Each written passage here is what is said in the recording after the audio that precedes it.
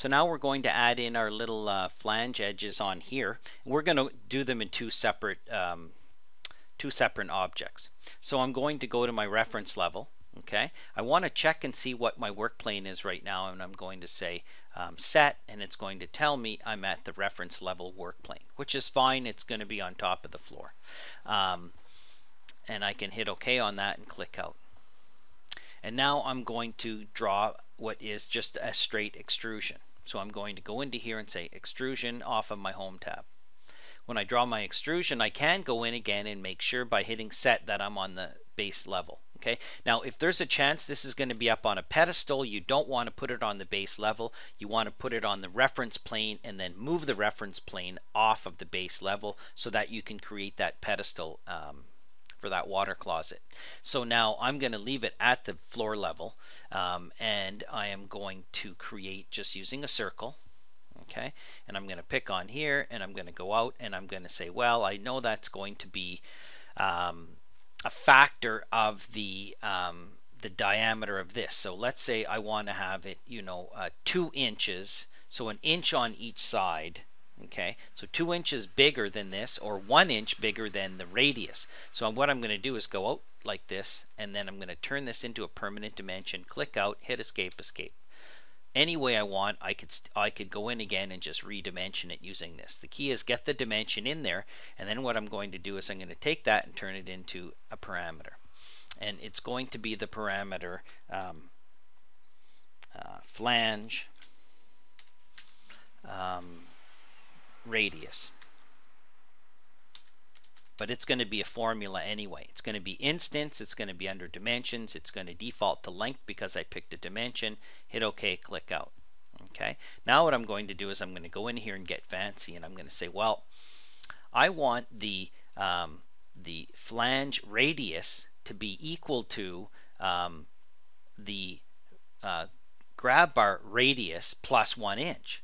So what I want to do is click on where it says grab bar radius, and I don't know if I can do a Control C right here. I'll try it. Control C, and then I click in here and go Control V. Yes, I can. That's exactly what you want because it has to be exactly the same. Grab bar radius plus 1 inch, right? Watch what happens to this number. Boom, becomes 1 3/4. Okay, so it's the radius plus. Yeah, maybe 1 inch is too much. Let's say plus, 0.75 of an inch. Okay?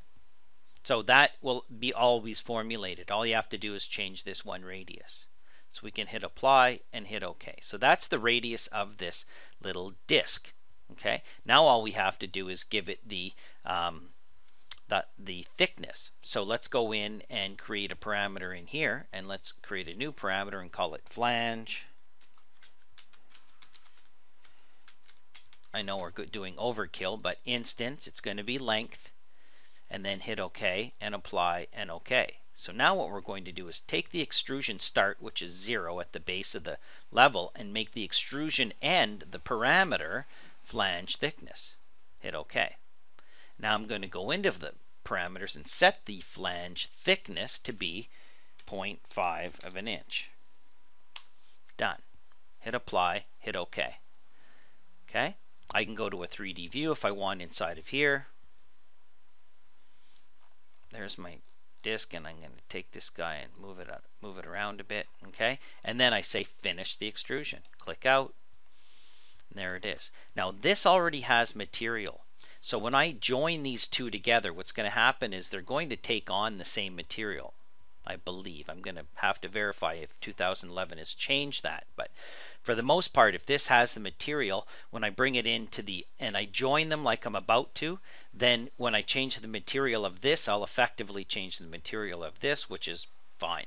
So, and the reason why is I want to get that nice round effect here. So I need to say join this to this, and then escape, escape, and then I've got my first little flange at the bottom.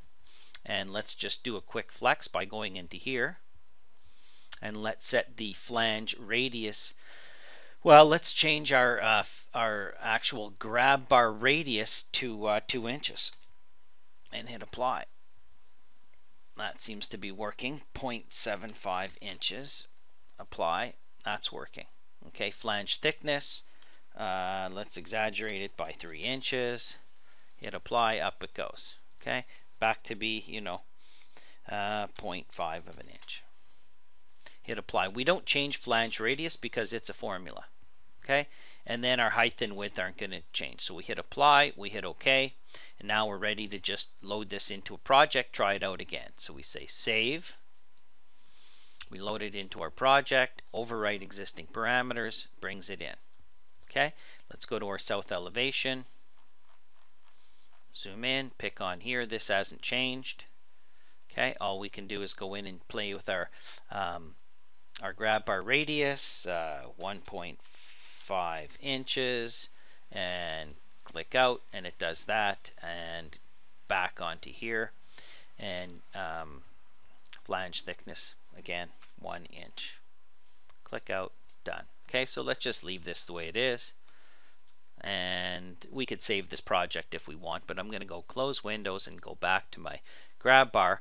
And then probably the trickiest part of this was getting this little guy to work properly inside of there. So we'll come back and do that in our next lesson.